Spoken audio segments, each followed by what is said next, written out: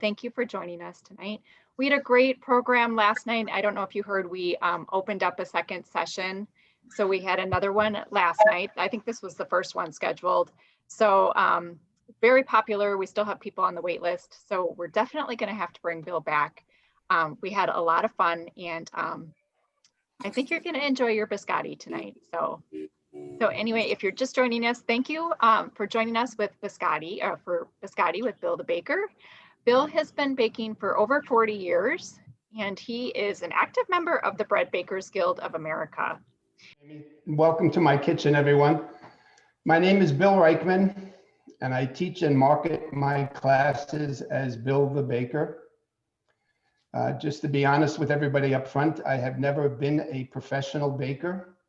I have baked my entire life, or my entire adult life. And my whole career was spent in the computer industry. But when I retired, I decided that I was going to share my passion for baking with everybody. And for the last 7 years now, I've been teaching baking classes at various local cooking schools and working with some of the local libraries to do live presentations and now, of course, virtual presentations. Tonight we're going to be making one of my base biscotti recipes. You should have received an email from me through the library. And I call it a base biscotti recipe because that recipe should have had some asterisk ingredients. Those ingredients are your base for my my oil-based biscottis. The rest of the ingredients on that list are flavor components. And you should have received another email or another attachment to the email that lists the different biscottis that I make using that base recipe. Hang on one second, my screen just changed. There it goes.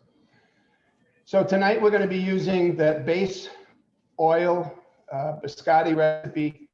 I believe most of you are going to be making, if not all of you that are baking, are going to make the cranberry lemon almond biscotti. That's what I made last night. And tonight, I'm going to substitute for the slivered almonds. I'm going to show you how to substitute dried apricots so that if you have to make biscottis for someone who has a nut allergy, you'll see how the dried apricots can be very easily substituted for the almonds. When you come to my classes at the library or on the internet, my goal when I have you in class is to teach you the science of baking. Baking is very much a science, unlike cooking, which is an art. Because of the interaction of the ingredients, it is much more of a science. And my feeling is that the more you understand the science, the more in control you are of the process and the quality of what you're going to bake. I also try to teach you good baking habits when you come to class. For instance, wearing a hat when you're baking. It certainly keeps your hair out of the products that you're making, especially if you are hand kneading and you're leaning over the board and you're kneading the dough. It'd be very easily for hair to fall out of your head and onto your products. So I try to teach you good habits. And one of the habits that I teach the students is that they should always read the recipe before they attempt to bake something. Read the recipe to make sure you understand what you're being asked to do, and make sure that you have all of the correct ingredients. And the word you have to pay attention to in that sentence is correct ingredients, because the ingredients are different. Flour is not flour is not flour. There's all different kinds of flour, and you need to make sure that you're using the correct one. I also suggest that you pre-measure everything out in little dishes before you get started. The French call that mise en place. Any of you speak French, I probably just destroyed that pronunciation, but it means having everything in its place. I'm going to show you with changing my camera. This is what I'm referring to as mise en place. I have everything measured out in small dishes. I encourage the students to count the number of ingredients on their recipe. In tonight's recipe for the almond, cranberry, biscotti. There's 10 ingredients. If I count my dishes, I have 1, 2, 3, 4, 5, 6, 7, 8, 9, 10. If I have 10 ingredients on the recipe and I have 10 things measured out, I know that I'm going to get us going in the correct direction. I cannot tell you how many times I've started a project with 9 or 11 ingredients, and that one little step has saved me from destroying what it was that I was attempting to bake. So if any of you need time to get any ingredients out, let me know. Just shake your hand. Looks like everybody's ready. The next thing I'm going to do before we actually start baking is ask everybody that is baking to turn their oven on to 350 degrees with a rack in the middle of your oven. I'm going to turn mine on now. And before we get started, I'm going to show you the tools that I'm using tonight in case you need to get some tools out for yourself. First of all, to zest the lemon, I'm going to use a lemon zester. It's a tool that has small holes across the top. There's a specific reason for using a zester, and I'm going to go over that when we zest the lemon. I'm going to use a chef's knife to cut the dried apricots into small pieces. If you're using almonds, you're going to need a knife like that to cut your almonds. I have a serrated edge knife that I'm going to use when I take the biscotti out of the oven. The word biscotti means twice baked in Italian, and these biscottis are going to be twice baked tonight. And that serrated knife is what I'm going to use to cut the biscotti into individual cookies. I have a heavy mixing spoon. It can be a wooden spoon, it doesn't matter. I have a wire whisk that I'm going to use. And I have an instrument known as a bowl scraper. I cannot personally bake without a bowl scraper. And the bowl scraper does exactly what the name indicates. You use it to scrape the bowl. It has a curved edge and it has a flat edge. And when you take this curved edge and bend it, you can make it conform to the inside of a bowl, and that bowl will be pristine when you get done scraping it with the bowl scraper. I'm also going to be using a cutting board to cut on. I'm going to use a cooling rack to cool the biscottis down. And I'm going to be using a cookie sheet. It's unlined and ungreased. It's just a plain cookie sheet. Nothing's on it. If you need any time to get something out, this would be a good time. I'm also going to use a mixing bowl. And that's it for the equipment. So does anybody need time to get anything out? Okay, then let's get right into the mixing. Before we start the mixing, I have to prepare the lemon and I have to prepare the apricots. I told you I was going to use a lemon zester. I'm going to switch the camera so you can see what I do with the lemon zester. Most people that never use the lemon zester, they tend to grab it like this in their hand and try to drag it across with brute strength. It's very difficult to do that, and you probably end up going to hurt yourself. If you just release your thumb from the grip, put your thumb on the back of the lemon, and then just use your thumb for leverage and pull the zester across, the zest will come off real easy. Remember, when you're zesting, you only want the bright yellow on top of the lemon. You do not want the white pith underneath. All of the oils which are going to give us the flavor we want are in that yellow section of the skin. So I'm going to strip this zest off. And I'm trying to get just the yellow, not the white. So if I use a lemon zester, I end up with lemon that's in long strips. What I'm going to do now is use that chef knife to cut those long strips into something smaller, something that would resemble the head of a match.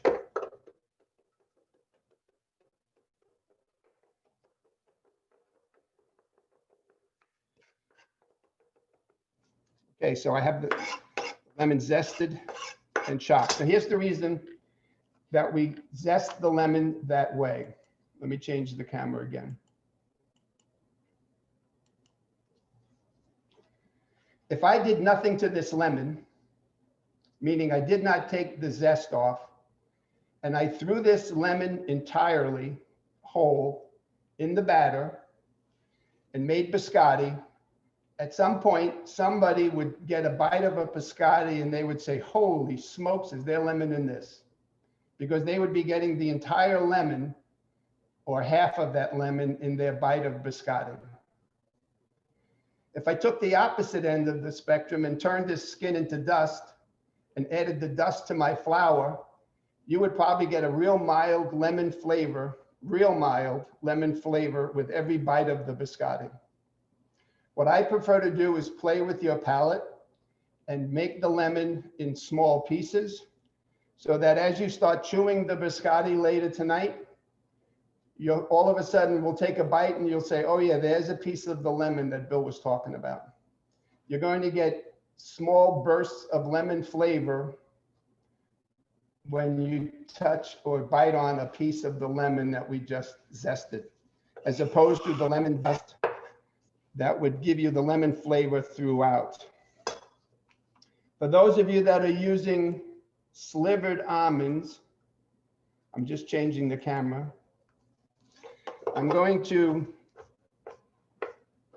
take these dried apricots and cut them. And your slivered almonds probably look something like this.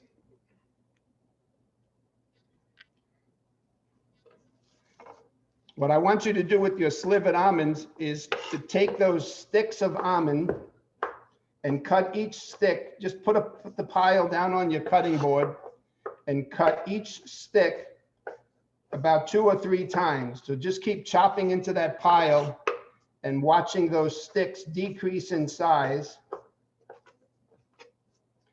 until you see very few originally sized almonds in that pile. I'm just going to cut these apricots up, and then I'm going to do the same thing with these slivers of apricot that you're doing with your almonds. So when I get done with this apricot, you should have your lemon zested. The lemon zest should be chopped into smaller pieces, and you should have your slivered almonds cut into smaller pieces as well.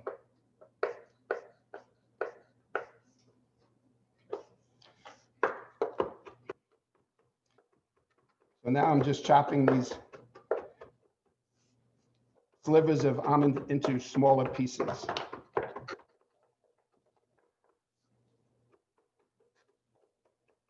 And remember, I'm doing this because I'm making a biscotti for somebody who cannot tolerate nuts, tree nuts. It's a very simple substitution. Okay, so I've made those cuts. I don't know how well you're going to be able to see it. It's pretty bright orange at this point. Those slivers are cut into smaller pieces. Does anybody need more time to cut their almonds or zest their lemon? Okay, perfect. What we're going to do now is start making the batter. And for this recipe, it's extremely important that you follow the sequence of adding the ingredients to this bowl. We're going to start by adding the 2 eggs. And those 2 eggs are room temperature.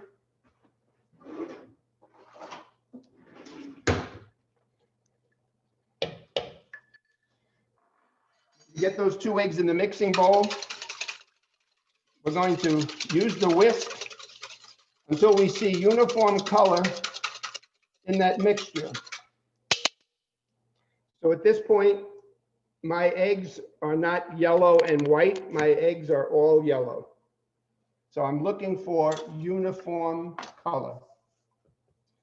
The next thing that you need to add, and this is the importance in the sequence, you need to add the sugar. And the reason you need to add the sugar is we need to get this sugar dissolved. There will never be more water in this bowl than there is now. So I'm going to use the whisk. I'm going to whisk the sugar and the beaten egg together. I'm going to whisk it for about 15 to 20 seconds because I want to get that sugar to start to dissolve. And again, I'm looking for uniform color. Each time I whisk, I want to end up with uniform color. What I'm going to add next is the oil. I'm going to whisk it again. And you know when I'm going to stop, when I see uniform color.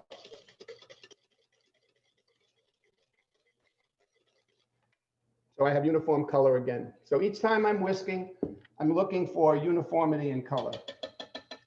Now I'm going to add the baking powder, the salt, and the vanilla extract. And I'm going to add my lemon zest.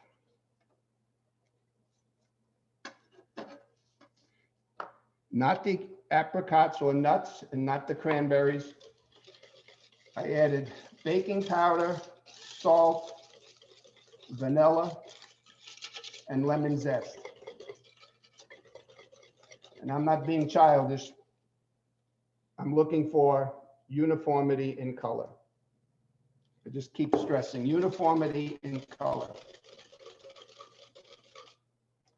Okay, at this point, I want you to clear off the whisk as best you can and get it completely away from your workspace.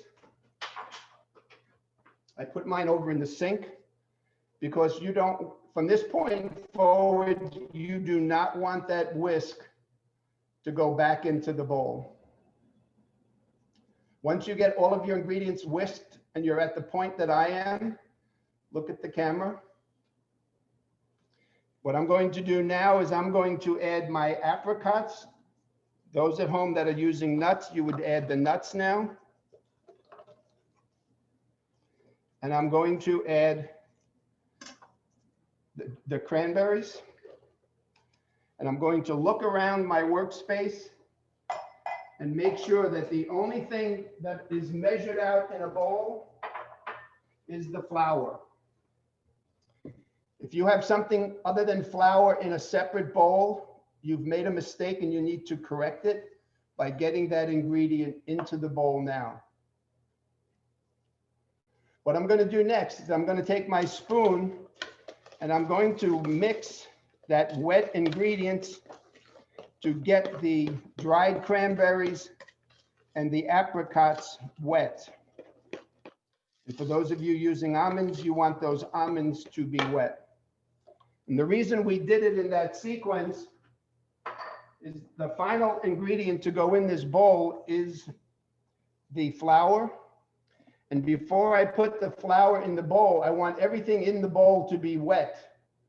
Because if it's not, if I put the flour in first and then I try to incorporate the almonds or the cranberries or the apricots, I'm going to have a much more difficult time getting those ingredients to adhere to the flour. So now that I've put everything in the bowl, I'm going to use this spoon to start mixing or stirring. And you should be doing the same.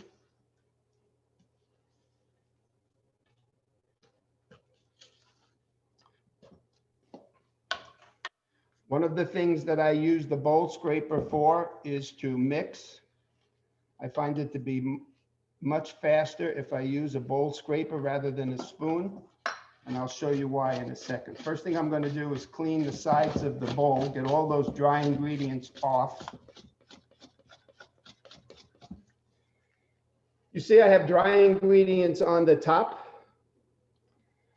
When I put this bowl scraper through the wet ingredients, I've exposed sides of wet ingredients, and the dry ingredients on top can fall down and attach to the wet sides that I've just exposed by cutting through it. I also use the bowl scraper to periodically scrape down to the bottom of the bowl, because that's where the dry ingredients hang out. And just as I was looking for uniformity in color when I was using the whisk, I'm using that same visual to tell me that I have mixed these ingredients enough. Now, of course, I won't get uniformity in color because the cranberries are not going to change color, but I want no dry flour or dry ingredients to be visible anywhere in the bowl or in the dough. So just keep mixing until all the signs of dry ingredients goes away. And don't forget, check down on the bottom, because that's where you'll find the dry ingredients.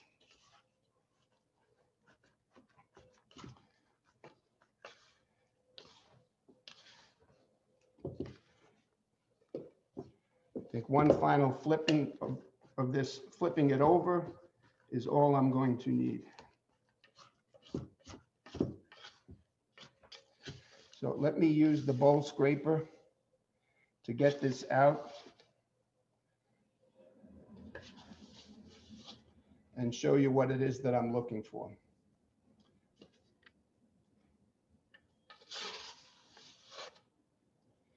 First of all, you can see the bowl is spotless, and that's because I used the bowl scraper.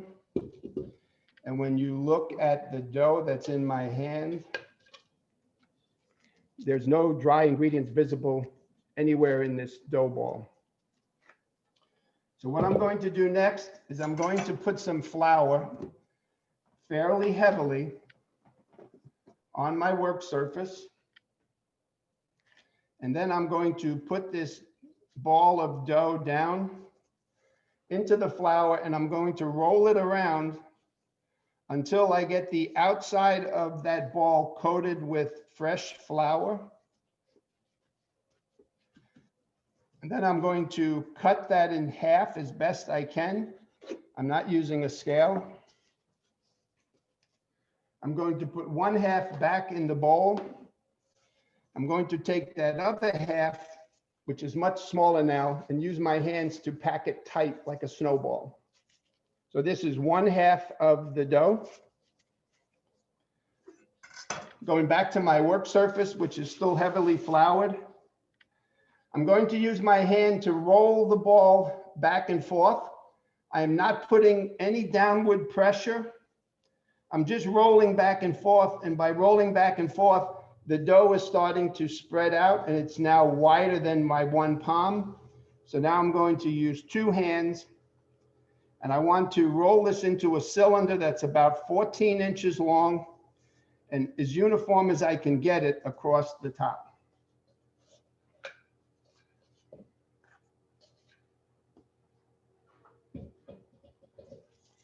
Going to bring over my cookie sheet.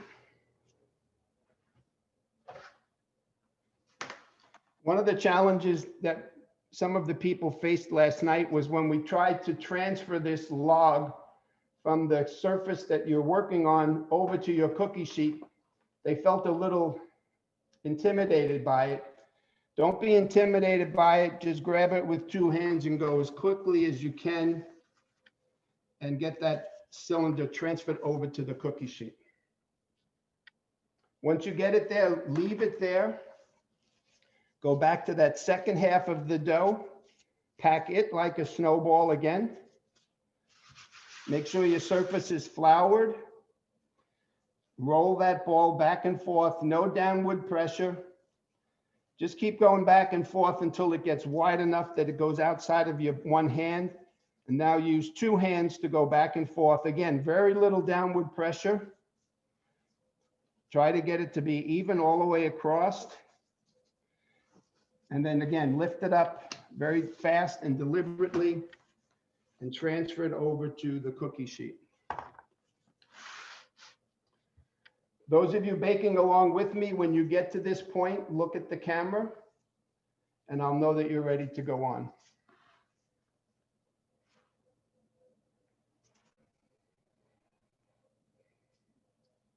Still waiting for a few. Take your time. Now, the rule with these cylinders is the more narrow you keep the cylinder, the more biscottis you will have at the end of this process. They'll be smaller in length, but you will have more of them. If you keep the cylinder so that it's about 12 to 14 inches long, you should end up with around 30 biscottis. If you want longer and fewer biscottis, you'll make this cylinder shorter in length. And if you make it shorter in length, there's no other choice. It has to become wider. I'm going to keep mine at this length, and I'm going to use this bowl scraper.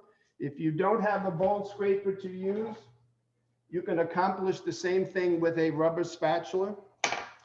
I'm going to try to square up the sides, and I'm going to try to flatten the curvature of the top so that it's flat across the top and flat on the sides.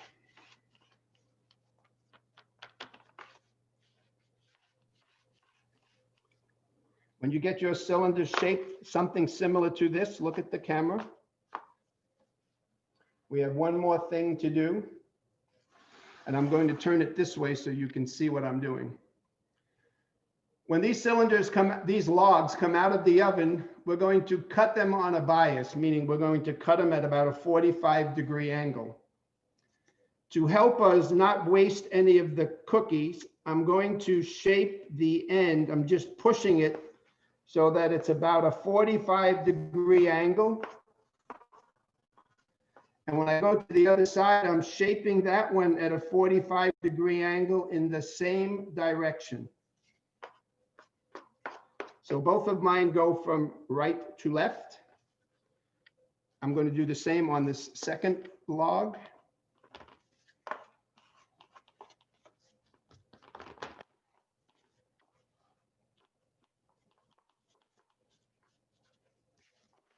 Once you get yours to look something similar to this, the ends are at an angle. You can place this cookie sheet in the oven on that middle shelf and set a timer for 35 minutes.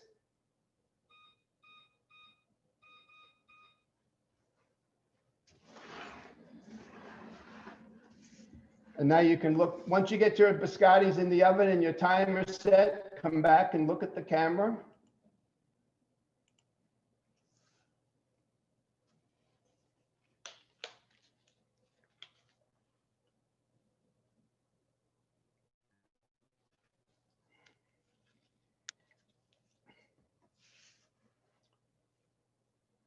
Still waiting for a few.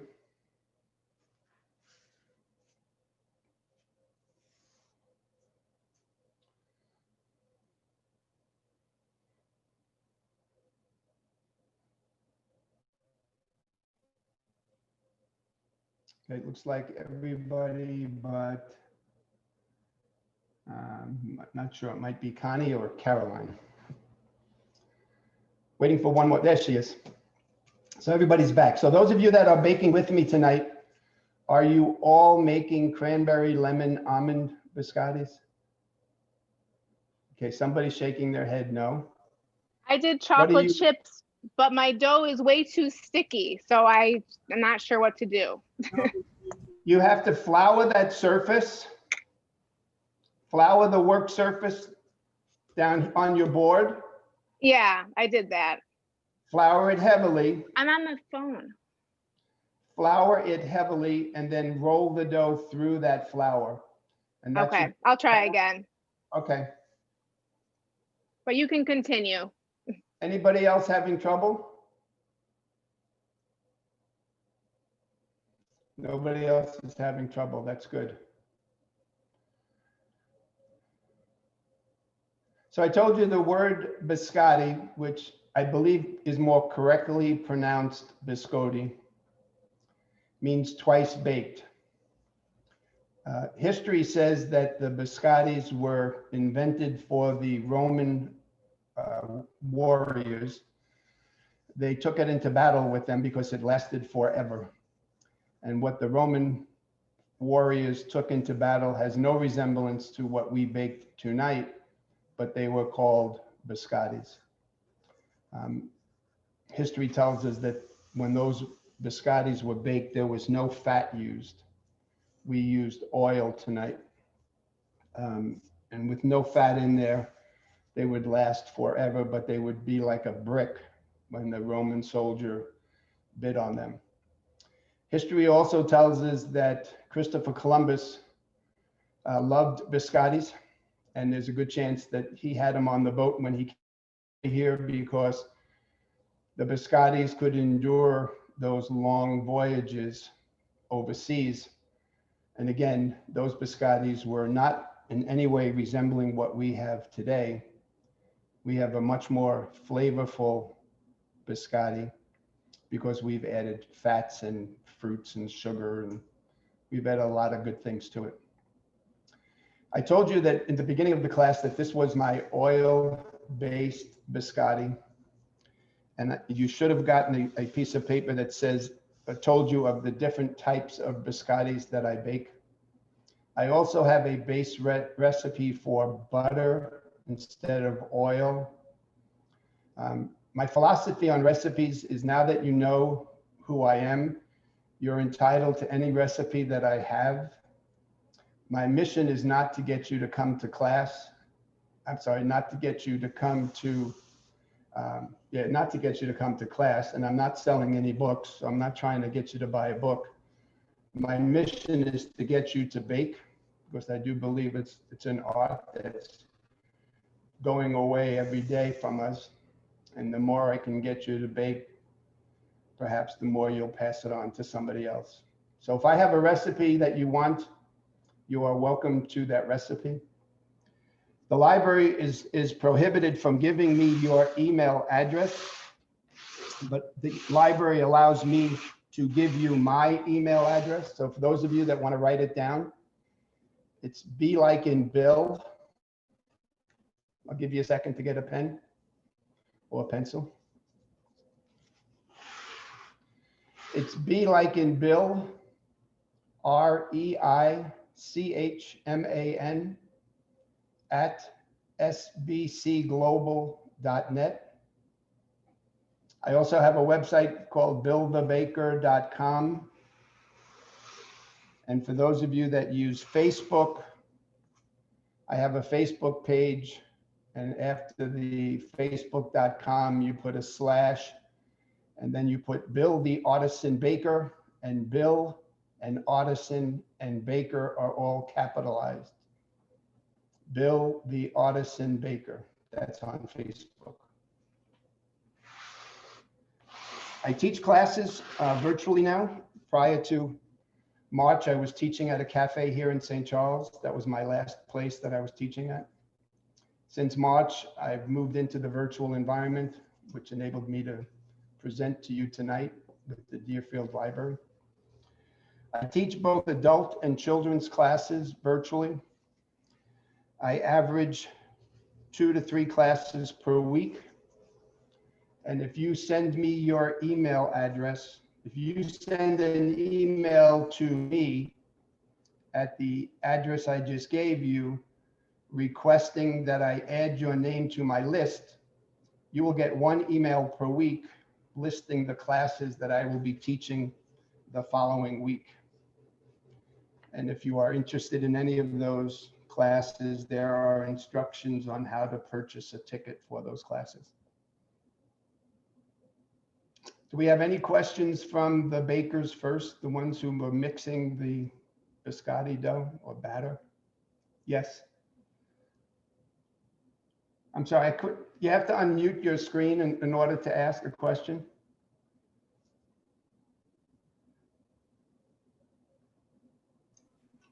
Better? Yep. Okay, sorry. like I see the base here on the recipe. So if Yes. you were, let's say if we wanted to make an anise type of biscotti, how do you know what your different flavors are to put in, like how much and all that kind of stuff? Just by taste, or how do you do that? You could certainly do it by taste, but you could be making an awful lot of biscottis Yes. trying to find the right taste. You can look at the component that you're taking out. So for instance, we'll keep it simple to start. If you take out the almonds because you want to use walnuts, or you want to use hazelnuts, or you want to use pistachios, then my suggestion is whatever you take out in quantity, you put back in quantity. So if you're substituting nuts, you can substitute in equal amounts. If you're substituting any of the dried fruits, I don't suggest making biscottis with fresh fruit. It'll be just too wet. But if you're substituting dried fruits, you can take out cranberries and put in dried blueberries, or apricots, as I did tonight, cherries. There's a number of dried fruits that you can substitute the cranberries with. When it comes to the extract, the vanilla extract, you have to decide if the anise blends with the vanilla, or is it going to take the place of the vanilla? If you're not sure, you could send me an email and ask me, and I will tell you. And if I have a recipe for the anise, which I do, I'll be more than happy to give it to you. Thank you. But some of it is trial and error. If you decide that you want to put not only cranberries but you want to put apricots as well, then whatever you hold back on the cranberries, put in on the apricots. So if you're holding out a half a cup, then put a half a cup back in. If you make those kinds of substitutions, those are your safest. There is another way of doing substitutions that involves something called baker's math. Bakers do not use recipes. Bakers use formulas. And those formulas are based on a mathematical system called baker's math. To make it as simple as I can, so we don't spend all night talking about baker's math, the baker takes the weight of the flour. So let's say it's 1,000 grams. The formula for the baker might be flour, no specified weight, just flour is the formula. 50% sugar, 2% salt, 2% yeast, 65% water. And then there'll be instructions on how to mix that formula. What you just saw there is the baker decides how much flour he needs to yield the number of items that he's wanting to bake. So for instance, if he knows he needs 500 grams for each loaf of bread, and he wants to make 10 loaves of bread, he knows he needs, I think that's 5,000 grams of flour. And then the formula says if it's 5,000 grams of flour and it's 65% water, then it's 65% times the 5,000, and that gives the baker the amount of water, the amount of salt, the sugar, and all of the ingredients. So when you look at a recipe and you want to substitute something, look at the weight of the item you're substituting and compare it to the weight of the flour. And that'll give you a good starting point when you're trying to create your own recipes. So if you're taking something out that is 2% the weight of the flour, put back in something at 2% on the assumption you're trying to swap one flavor for the other.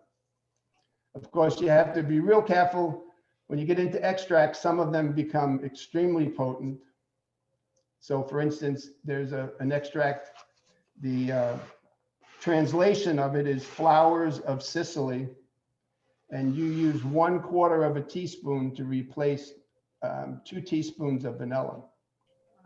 So when you get an extract of that potency, you can't replace with like amounts. You have to be careful. You have to know what you're doing. I don't mean to say it that way, but you have to know what you're doing with substitutions of ingredients. But to keep it simplistic, look at the weight of the ingredient compared to the weight of the flour, and that will be a real good starting point for you. Thank you. Okay. Somebody else have a question? Don't be shy. We're all friends here. Yes.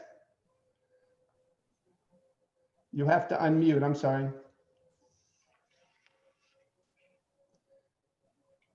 Your screen is muted and I cannot unmute you. You have to do that yourself.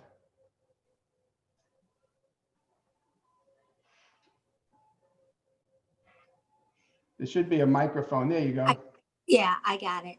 Can you repeat your email address? Sure.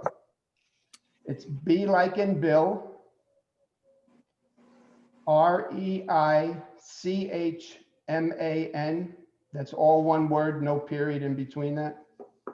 B Reichman at SBC, that's Sam Baker Charlie, sbcglobal.net.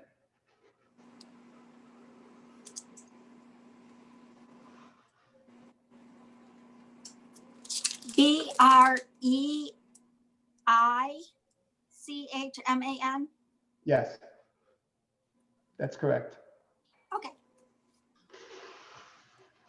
And if for some reason that didn't work for you, I'm sure you can contact Jamie and Jamie will be happy to give it to you. Yes, I will. And if you open the chat, you'll be able to see that email address in there as well. Does it matter if you warm the eggs to room temperature or just take them out of the refrigerator? It does matter because you are combining the fat in the egg to the fat in either the butter or the oil. And if you have them at the same room temperature, they will combine much better. You may have some difficulty if you take the eggs out of the refrigerator and just mix the ingredients the way we did tonight. When you start to half ball of dough back and forth, you may find that it's crumbling rather than rolling and stretching out. So to be safe, it's always best to have your ingredients at room temperature. I mean, even if you gave it an hour in the room, you should be able to get them fairly close in temperature to each other. And What is the difference between using butter and oil? When you make the butter-based biscotti with my base recipe, you do something called creaming the butter and the sugar together. So the butter has to be at room temperature. And then you're going to, the first step in that recipe, unlike tonight where we put the eggs in the bowl first, in the butter-based biscotti, the first step is you put the butter in the mixer, and then you put the sugar in and you beat that at high speed. And if you look at the camera, I will show you what happens microscopically. If you think of my hand here as a piece of butter and my fist as a piece of sugar that's going to fly into this piece of butter, watch my fingers on top. Watch my fingers when my fist hits it. See how it folds over? My finger, I'm not folding it. My fingers are being forced over because the sugar is driving into it, pushing it, leaving behind the top portion where the sugar didn't hit. When that happens, that butter keeps closing up around the sugar and it's capturing air. So the more you cream the butter and the sugar, the lighter in color the mixture becomes, and the softer the mixture becomes because it's filling up with air. So that air is going to change the texture of the biscotti. So now that you've accomplished your mission of creaming the butter and the sugar together, and you add the eggs and the flour and all the other ingredients, and you roll it out, shape them into those logs, you now have a log that is too soft to put into the oven. Because if you put that log into the oven directly from shaping it, you'll end up with something that looks like a chocolate chip cookie rather than a biscotti.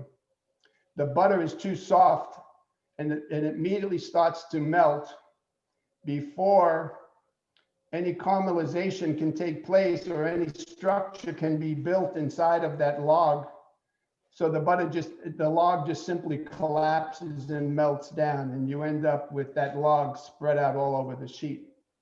So what you have to do with the butter-based biscottis is you shape the log, put it on your cookie sheet, and then put it in the refrigerator for a half an hour. And for those of us in Illinois, you can just put it out on your deck now, covered with a clean dish towel, and leave it out there for a half an hour, and you'll get the same results.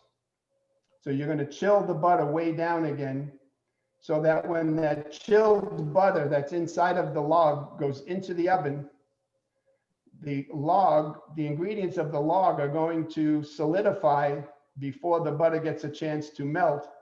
And then when the butter starts to melt, there's enough structure inside of that log to keep that shape. Those are the two big differences. And you end up with a biscotti that has a different flavor because you have butter in it now, and everybody knows what butter tastes like. And it has a different texture because there's different fats in there. And I should have cautioned you at the beginning, if you like the traditional biscottis that you have to dunk into some kind of liquid before you can eat them, that is not what you're going to get in tonight's class. You're going to get a very hard cookie tonight, but it's something that you can actually bite without dunking into a coffee or a glass of wine or a cup of tea. If you want the traditional biscotti that breaks your teeth if you don't dunk it, all you have to do is bake what you're making tonight a little bit longer than we're going to bake it. Okay? Any other questions? We have any questions in the chat, Jamie? Yes, so one just popped up. Can you substitute olive oil for canola oil? You can, but you're going to get a strong flavor from the olive oil. I substituted vegetable oil tonight for the canola oil. So I would stick with a vegetable oil or canola oil. And I know some people really don't like canola oil for what it is. And vegetable oil is a great substitution for that. Olive oil is going to give you a strong flavor. I don't see another question in the chat, but I did really appreciate your description of the tempered chocolate last night. Could you describe that a little bit for this class? Sure. Last night in class, the question came up, can I dip these biscottis in chocolate after they are baked the second time? And I told the crowd that was with us last night that you really need to temper chocolate if you're going to dip something into it. Because if you simply melt chocolate and then dip the biscotti into it, the chocolate on the end of that biscotti is never really going to dry hard. You can get it to be stiffer by putting the biscottis back into the refrigerator after they are dipped. But if you take them out of the refrigerator and keep them at room temperature, they're never really going to be, that chocolate is never going to be hard. And the reason for that is when you started the process, you had a bar of chocolate, and don't try to temper chocolate chips because chocolate chips are not meant to be tempered. I'm talking about a bar of chocolate. I'll show you a bar of chocolate. I have many of these bars of chocolate in my cabinet. So this bar of chocolate is hard. I can't bend it. So this is tempered chocolate. And tempered chocolate means that the crystals inside of the butterfat were forced into an alignment so that when the chocolate cooled down, those crystals were in an alignment that forced them to make the chocolate very hard.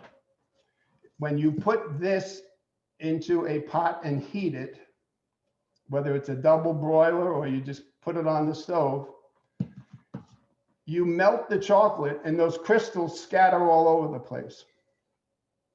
And if you just cool that down with the crystals scattered all over, the chocolate never really hardens. It never really dries. And it's because those crystals are out of alignment. So tempering chocolate means melting chocolate to a specific temperature and then cooling it down to a specific temperature, heating it back up to a specific temperature, and then cooling it back down to a specific temperature. And it's something that is very difficult to control for most people in their homes. Once you learn how to do it, it's something that can be done very easily, but you definitely need a thermometer if you're not an experienced chocolatier. But there is a way for you to do it in the microwave. It's very simple. First of all, you can just look up on Google or whatever you use for a search engine, how to temper chocolate in a microwave. And it tells you how to do it. And typically what I do with this, I chop this entire bar into small pieces. I take 1/2 of this bar's small pieces and I put it in a bowl that is not a bowl that will get hot. So I don't use ceramic or glass. I use some type of a plastic bowl. I put this in the microwave. I put the chopped pieces in the microwave for 30 seconds. I take it out and I mix it with a rubber spatula, and typically nothing has melted yet.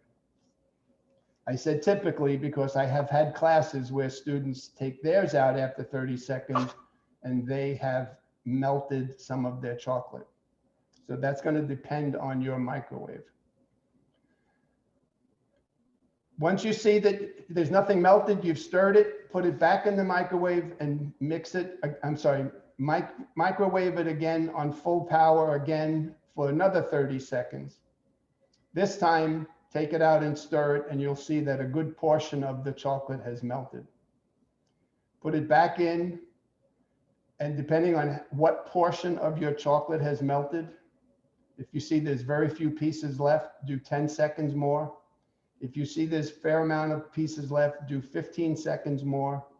And when you take it out the third time and stir it, you'll see that almost all of it is gone. It's all melted. Then you take the remaining, not all, but some of the remaining pieces that you chopped up. Remember, I only used 1/2 of this. I chopped it all, but I only used 1/2. You take some of those, maybe 1/2 of what you chopped up, and you put it in the bowl of melted chocolate and you start stirring. And what happens is the chocolate that you held out of the microwaving process is still tempered. You chopped it into small pieces, but it's still tempered chocolate. When the tempered chocolate goes into the liquid chocolate that is untempered, and the untempered chocolate starts to cool down, the tempered chocolate that's in the bowl with it forces the crystals back into alignment, believe it or not. And you end up with the liquid chocolate that's in your bowl after you've stirred it is now tempered. And now when you dip something into it, put it on a piece of parchment paper, and within 5 or 10 minutes at the most, it's dried rock solid hard. You don't have to put it in the refrigerator, and you can leave it in a cookie jar and it will stay a rock solid hard piece of chocolate. But there's a number of techniques for tempering chocolate with a microwave. Just be careful of the bowl that you use, because if you use that ceramic bowl, the bowl gets hot by itself. And when you end your process of melting the chocolate, the bowl is hotter than the chocolate, and it continues to drive up the temperature of the chocolate rather than letting the temperature come down, and you end up with your chocolate not being tempered. So you have to be careful on what kind of bowl you're tempering with. Any questions about tempering? Yes. Sorry, you have to unmute again. Yeah, there you go. Okay, so using like a double boiler, you know, where you put the water under a pot wouldn't work the same way? It will, but it's much harder for you to control that temperature range. Okay, When you were doing, I described in the beginning, you melt the chocolate to a specific temperature, and then you cool it down to a specific temperature. It's something like you melt it up to 130 degrees, and it's a real narrow range. It might be 125 to 130. And then you have to cool it down to 90 degrees or something close to 90 degrees, and then raise it back up to another specific temperature. It's very hard to get all those specifics. thank you. Using the double broiler just adds to your difficulty. The microwave, trust me, the microwave is so much easier. Okay. And then Gail is asking if you can repeat which type of bowl you should use. I'll show you what I use when I do it, because I do it frequently.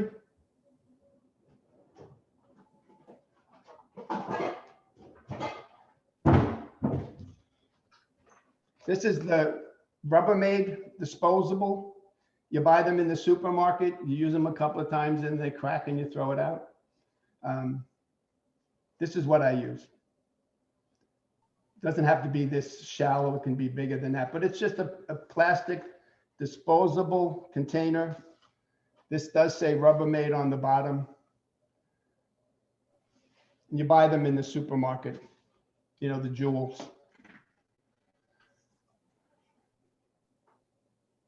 So I don't see any other questions about the chocolate, but going back to the biscotti actual recipe, can you substitute saffron oil?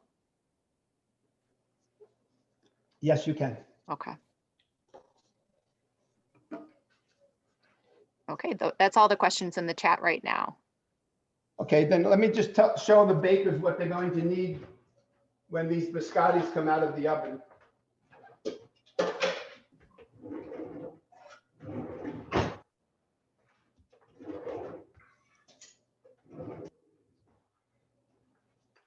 When we get the cookie sheet out of the oven, those logs are going to be stuck slightly, very slightly.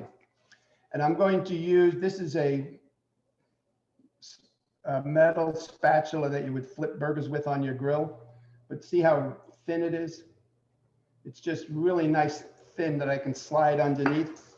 If you don't have something like that, maybe you have one of these offset spatulas that you decorate a cake with, put the frosting on. You just, again, you want something that you can see when I pointed at the camera, it's almost invisible. You want something super thin that you can slide underneath the log and then go all the way down the log to separate the log from the cookie sheet. You're also going to need a cooling rack. I'll get that out now to show you what I'm using.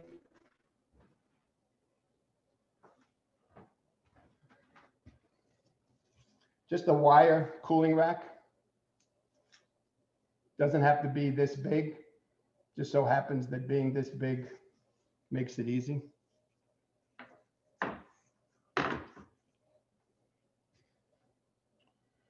And of course, you're going to need some kind of pot holder to protect your hands taking that cookie sheet out.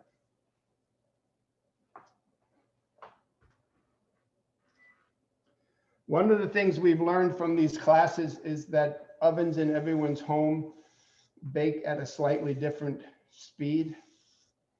The first bake, I've never seen anybody's oven destroy the logs on the first bake.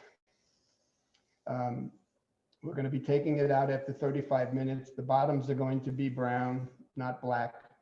If they're black, then your oven definitely baked too fast, and you'll need to make notes for yourself. Making notes for yourself is something that I encourage bakers to do. especially when you're confronted with recipes that have options. Sometimes you'll see recipes that tell you that you can use this ingredient or that ingredient, like you can use honey, or you could use diastatic malt powder, or anytime that you bake, you should keep notes for yourself that when I baked on that date, I used these ingredients and I did these options. Sometimes it tells you you can put the dough in the refrigerator overnight, or you can just let it sit on the counter for 2 hours. You need to record notes for yourself as to what you did. And then again, if there are options, what options did you take? And then what outcome did you have? So after tonight's 35-minute bake, if you take out those cylinders or those logs and the bottoms are burned, you're going to want to make a note for yourself that the next time I need to lower the temperature of my oven, or I need to bake them for a shorter duration. The second bake is going to be more critical than the first.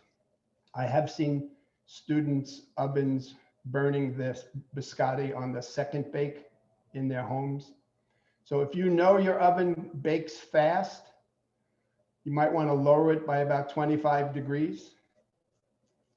If you're not sure if your oven bakes fast, you're about to find out in the next 25 or 30 minutes. I think our time is almost up. Another minute and a half. No more questions, huh? I encourage all of you that the next time you take a class like this, take advantage of the opportunity to bake in your kitchen or cook in your kitchen along with the instructor. You're really missing an opportunity if you don't do that, because if something goes wrong, I'm here to answer those questions now. For those of you that are just watching, if you attempt to do this on your own tomorrow, later tonight, or next week, and something goes wrong, like we had tonight, the one lady was having difficulty rolling the logs out. Did that finally work out for you? I don't know where she is. I don't know. We'll see. We'll see how it goes. You did add more flour and you were able to shape it?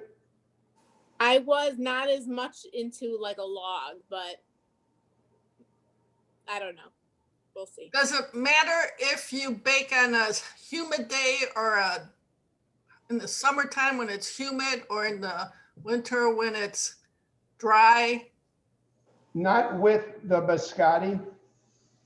When you get into the bread classes, humidity changes every day, and you have to learn how to make adjustments based on humidity. And that's something that we go over in class, if you're in a class that we're making bread. Okay, my oven is ready to, my timer has gone off, so I'm going to take these logs out.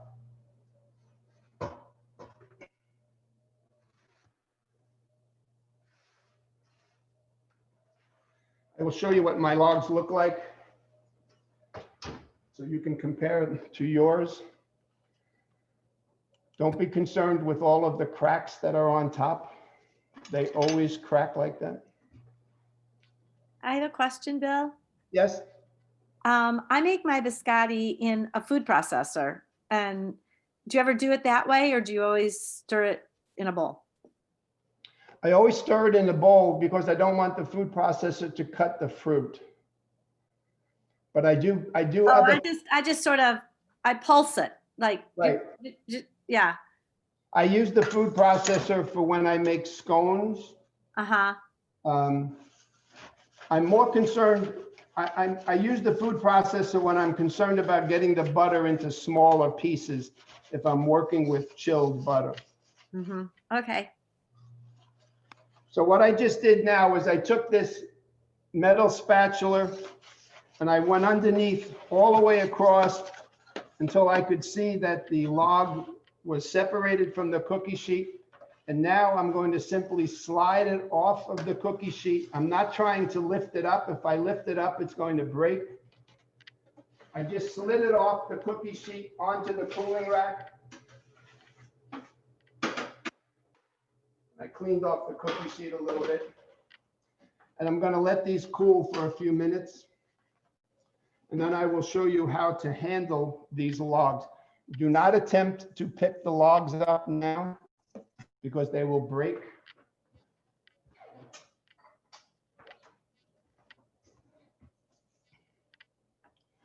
I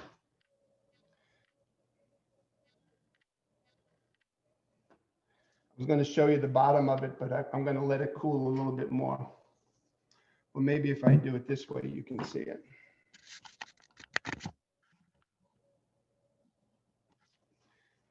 You know, last night there was one or two people were concerned about the color of the bottom. It's pretty dark, but it's not black.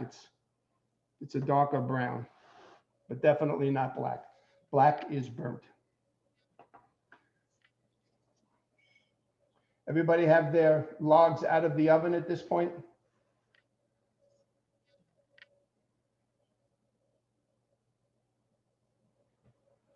Not sure.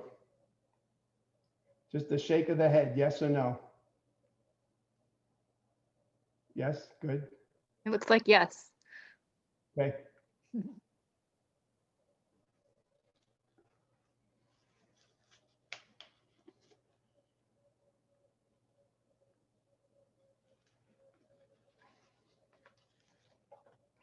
I'll let it cool another minute or two.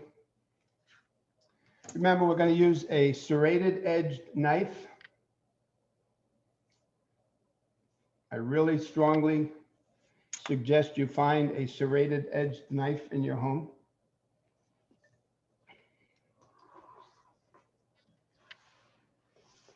So while we're waiting for those to cool, I just wanted to make a little announcement. Sam, our program assistant who is here with us tonight, and you've probably seen him at the media desk and the reference desk, he just finished his last class last night for his master's degree. So I want to just congratulate him for finishing the program through all of this. So just a little applause for Sam. Yay. There you go, Sam. Thank you. So when you have to move these logs for some reason, if you were to pick the log up by holding it on the ends like this and lifting it up, the log would crack somewhere in the middle and you'd be very disappointed. Instead of picking it up that way, if you simply turn it on its edge like this and then lift it up vertically with the edge or the bottom being perpendicular to the surface you're lifting from, it'll come up and survive the trip. When it comes time to cut them, I suggest that you do the following. If you watch the camera, put your knife on the cutting board and then put your finger on the tip of the blade.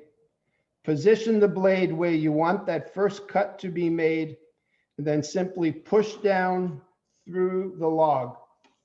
If that first cut ends in a biscotti that shatters, then you know that you cannot make your cuts that way, and you need to make your cuts by putting the knife blade on top of the log. Not a lot of downward pressure. I'm just pushing it back and forth. I'm scoring. I don't know if you can see that score. I just made a score right there.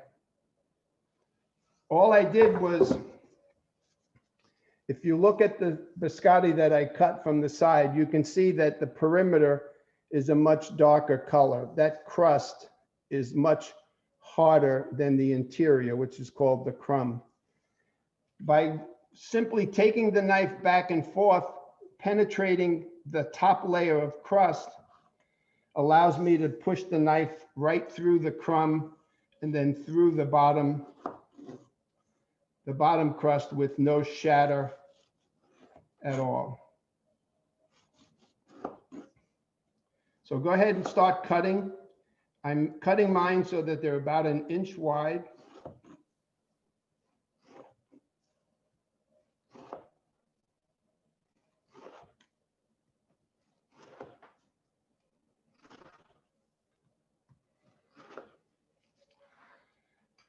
The next thing I want to show you, for those of you baking, look at the camera. The recipes that you'll get from me will tell you that after you've cut the individual cookies, you are to place them on the cookie sheet. It will tell you either cut side down, and on this biscotti that I cut, there's 2 cut sides versus the bottom, which is the baked side. The recipe will tell you to put them back on the cookie sheet, either cut side down or baked side down. So if you put them cut side down, you should be looking down at the other cut side, which is now facing up. And that's what we want to do tonight. We want these to go cut side down. When you get to those 2 end pieces, there is only 1 cut side, and that's going to be facing down.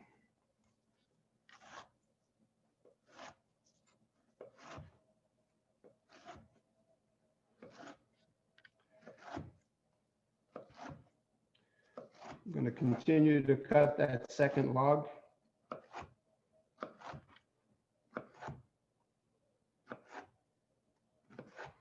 And for those of you that may not be patient enough to wait for the second bake, you can take one of those end pieces and eat it now. You'll certainly get to experience the flavor that the biscotti is going to have. It's going to have a different texture because it hasn't been baked twice, but the flavor is going to stay the same.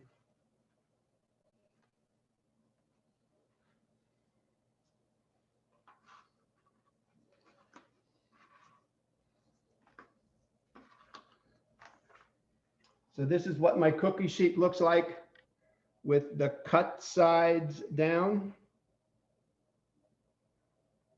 I'm going to put this back in the oven.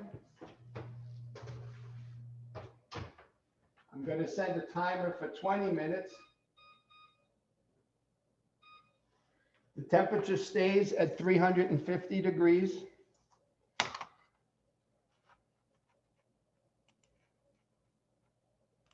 Once you get yours back in the oven, just look back at the camera and I'll know that you're done. Did anybody taste the end pieces? Did it meet your approval? You didn't like it? Mine turned out a little bitter. I don't know. I have no explanation for bitterness. Did you put the sugar in? Mhm. I'm wondering if my nuts were old. Oh, that could be. Everything else was fresh, but my nuts were in the fridge.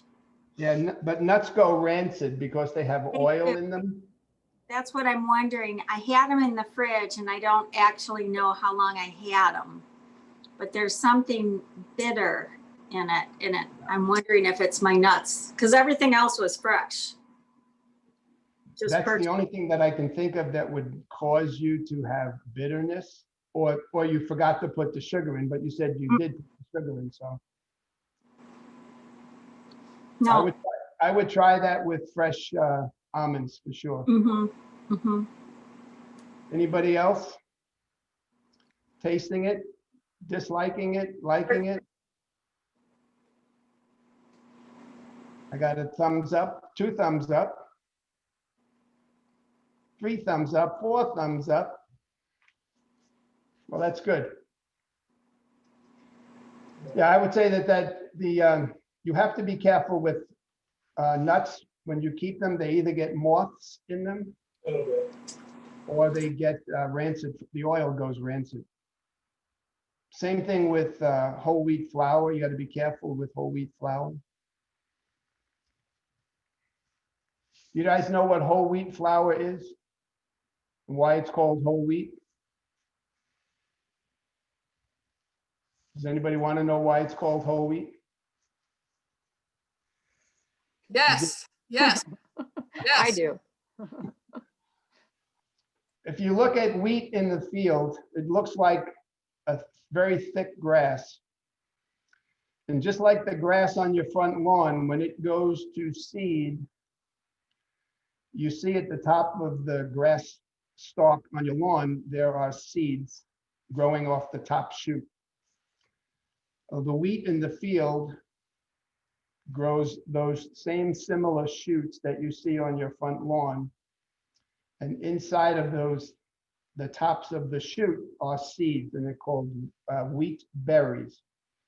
I have absolutely no idea why a wheat seed is called a berry, but they're called wheat berries. So when the farmer goes out to harvest his wheat, the machine that harvests the wheat basically cuts those pieces of grass and shakes them, and all the seeds fall out.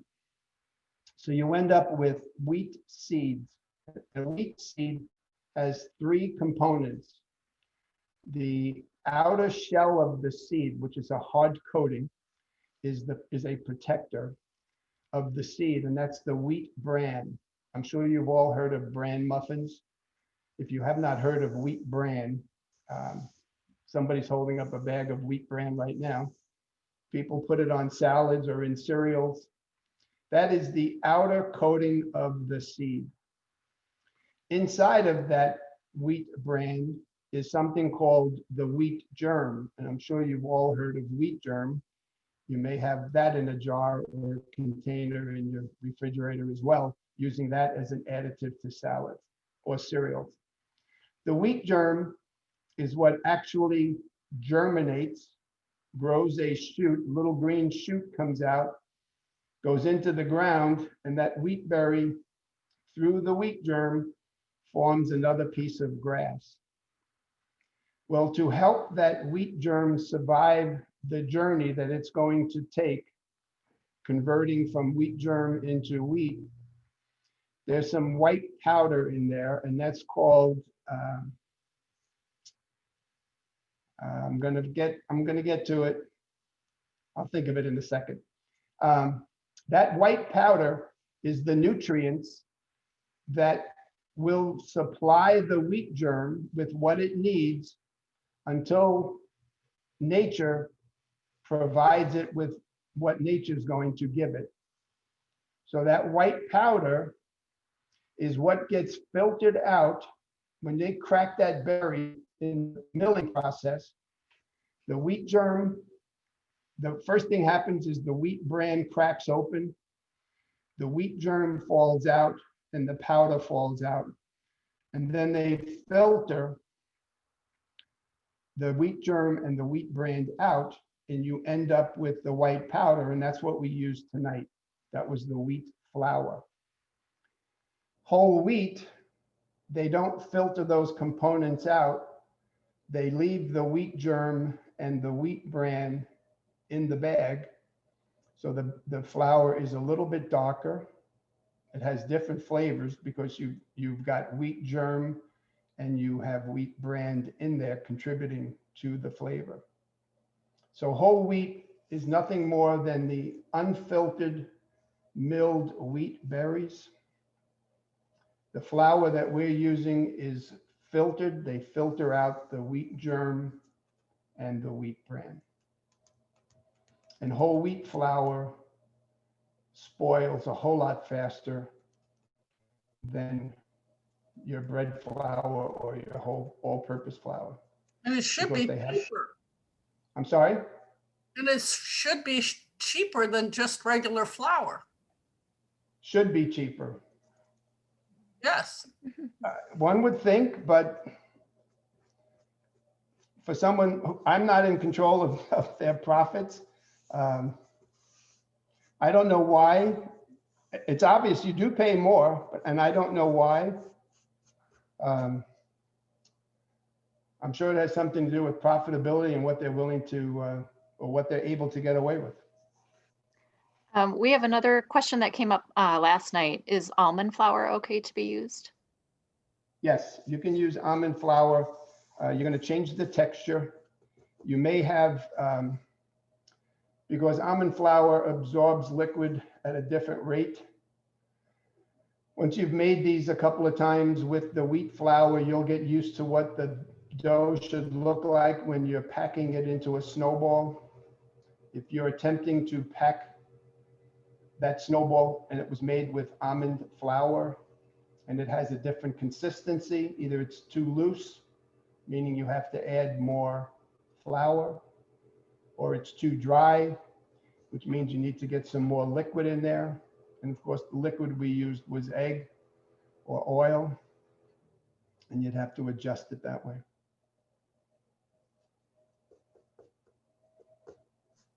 Anything else? I don't see any other questions in the chat right now. I have a question. Sure. Is this second bake supposed to be more like a toasting, or is it like a full-on bake? I don't know if that made sense, but No, it does. What you're doing is you're continuing the baking process, but by cutting them into individual cookies, you're allowing the heat of the oven to hit all sides of the individual cookies. So you're going to end up with something that is much harder than it would be if you had kept it in the log form and then baked it. The interior of that log would have never baked the way the sides of each individual cookie are going to bake tonight in the oven. They will start to turn brown on you. And those of you that are making something for the first time, if you're not sure of your oven, I would say after about 15 minutes of the 20 minutes, you'll want to open the door and check the color. This is one of those projects of baking where you can open the door without doing any damage to what's inside the oven. Nothing's going to collapse down when you open the door on these biscottis. These biscottis are pretty solid at this point.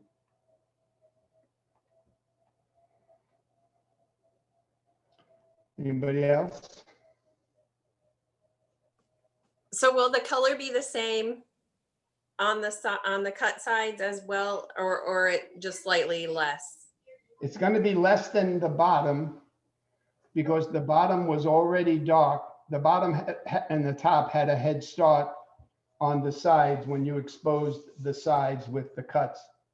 So because it had a head start, it's going to continue to get darker while the sides that you just exposed are going to start to darken.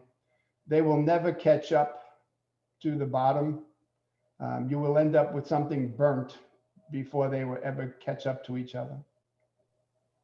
I just have a fear that my oven is fast, therefore. Well, then I would definitely check, like I said, after about 15 minutes of the 20. But one of the things that I want to caution you, if you should ask me for some of my other biscotti recipes, you have to pay attention to the recipe's instructions. Some of the instructions tell you to put the biscotti baked side down. Some of them tell you to put the cut side down, but to turn them over after 10 minutes of the 20 minutes. Tonight, we're going to just leave them in there for the full 20 minutes. We're not turning them over. We don't have to rotate the cookie sheet, moving what's in the back of the oven up to the front. The biscottis are not anywhere near as sensitive as that, but you do have to pay attention to the instructions in the recipe. I tell bakers that if they don't understand why they're being asked to do something, as silly as it may be, they should do it. And if it tells you to get out of the chair and walk around the table twice, and you don't know why, you should go ahead and do it. If you know why, then you can make your own decisions. But when you don't know why you're being asked to do something in baking, it's a whole lot safer to do it. Because bakers do all kinds of tricks to extract flavor. Remember, most artisan breads, those are the nice looking breads in your bakery, are made with the same 4 ingredients, which is flour, salt, yeast, and water. And yet I'm sure you all have experienced where you've bought different breads from a baker and they have different flavors in them. And those flavors were typically coaxed out of the same 4 ingredients. And bakers have all kinds of tricks to get different flavors out of flour, salt, yeast, and water.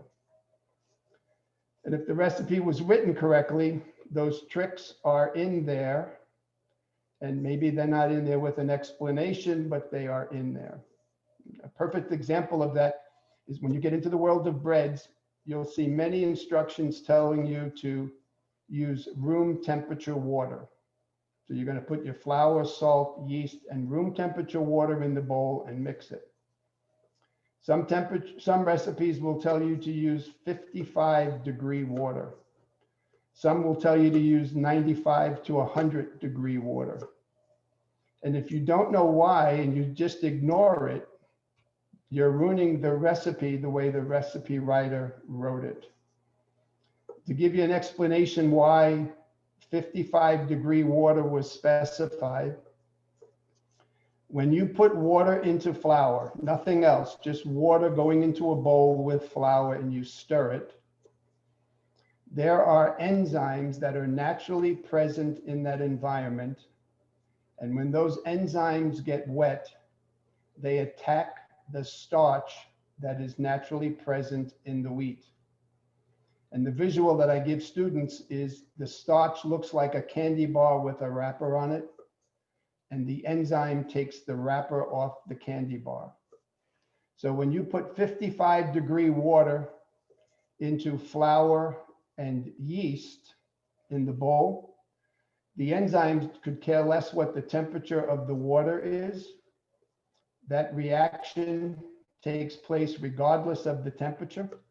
So the enzymes immediately go to work, breaking the candy bar wrappers off and exposing the sugar to that environment. The yeast doesn't like 55-degree water, so it doesn't wake up. And it's not until later on in the process that the water finally warms up from your room temperature. The yeast starts to wake up and it finds a wonderful environment of sugar everywhere. That's the kind of sugar that the yeast wants to eat. So by just lowering the temperature of the water, the baker was able to make the product that he was baking a little bit sweeter. And don't think of it as sweeter like a cube of sugar was put in there. These are all subtle flavors. It's like tasting wine. You know, an experienced wine taster can tell you where the grape was grown and what kind of soil it was grown in. And most of us, we drink it and we say, yeah, it tastes like red wine or it tastes like white wine. The baker has all kinds of ways of making subtle changes to flavors by manipulating 2 ingredients that are never listed in a recipe. And those 2 ingredients that are always present for a baker are time and temperature. And an experienced baker knows how to manipulate time and temperature to coax flavors out of 4 ingredients. So do what you're told unless you know why. And if you know why and you decide you don't want to do it, then at least you know what the ramifications are of your decision. We're getting close to that time. Those of you that think you might have a hot oven, you're going to want to check the color of the biscottis. And if you think they're too dark, pull them out.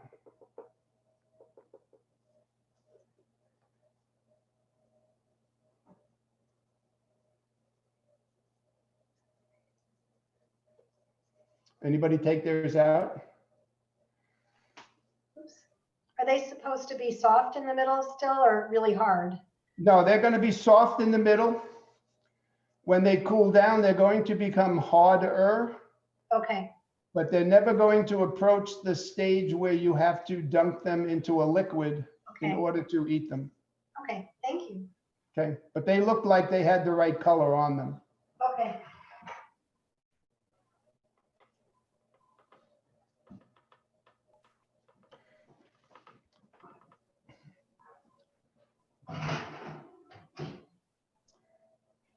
Yeah, that looks like it's the right color. I took mine out as well here. I don't know if you can see. Yes, and those look fine also. They smell delicious. Thank you. Right. Hopefully they'll taste delicious. Yeah, they smell really good.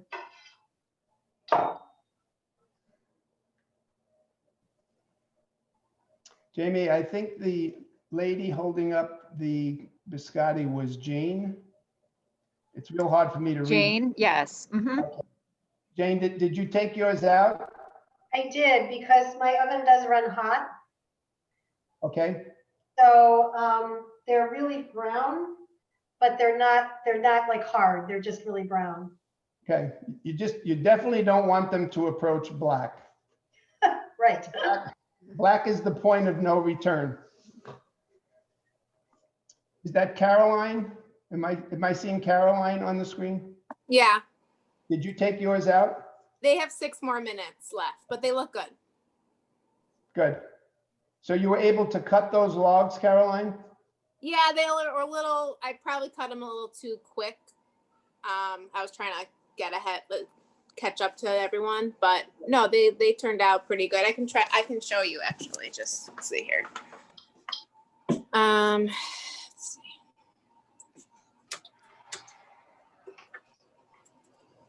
Yeah, they look fine. Yeah. Excellent. I don't think I got as long of a log, but it turned out fine. And if your log wasn't as long, it means your biscottis are going to be longer, bigger, Right. and you'll have less of them. But now that you've gone through the process where you've shaped the logs and then cut it into pieces, you can see that because you're cutting it into pieces, what the initial log looked like really isn't that critical. Mm-hmm. It can be shaped like an S, and it doesn't make any difference because you're going to cut them into individual cookies. Right. Good point. Thank you. I have 30 more seconds to go.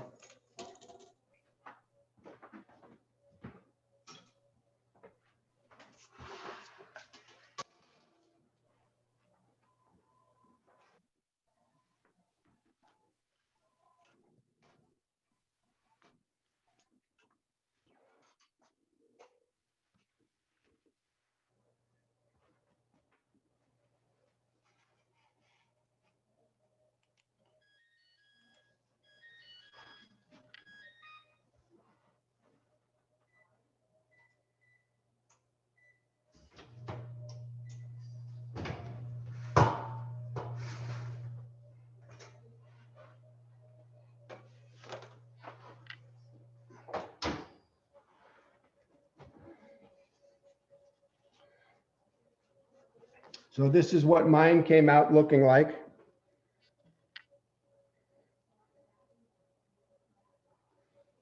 And I want to show you, I have the biscotti that I made last night, which had almonds in it.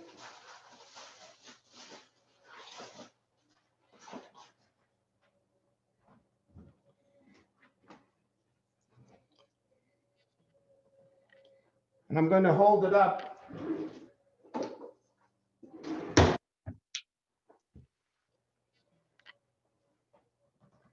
So the biscotti that's in the tongs has almonds, has apricot in it. The one up above had almonds in it. And I'm telling you, you have to be an expert to tell which one had the almonds and which one had the apricot. So that's the point of it, is that substitution of apricot for the almonds is a very simple substitution to make. It changes the flavor because now you have apricots to deal with. And some people may not like apricots, but you don't have any nuts in there. So I have a neighbor who's not allowed to eat apricots. I'm sorry, he's not allowed to eat almonds. So I created these biscottis with the apricots and I called them Mike's biscottis. So because Mike's not allowed to eat anything with nuts in it. So did everybody get theirs out of the oven at this point? Well then, Jamie, I think we're done for the night. Unless there's any other questions from anybody? No, thank you so much. This was awesome. You're welcome. I don't Thank see any you. questions in the chat, so yeah. Then Jamie, I'm going to turn it back over to you. All right. Well, this was so much fun. Just as great as last night. I think everyone's pretty pleased, except for that misfortunate nut situation back there. I think everyone else was pretty excited about the finished product. So we're planning for spring right now. So we're talking about, Bill and I are talking about tiramisu sometime in the spring if you guys are interested. So that is not out yet, but look forward to that coming up. But otherwise, yeah, there's plenty of openings for our winter program still, so feel free to sign up for those. We're looking forward to the history of beer on Wednesday, next Wednesday. So if your biscotti made you a little thirsty, that might be the way to go. So anyway, you guys have a great night, and hopefully we see you at a future program. Thank you, Jamie, and thank you, Bye. dear. Bye. Thanks. Bye. Thank you.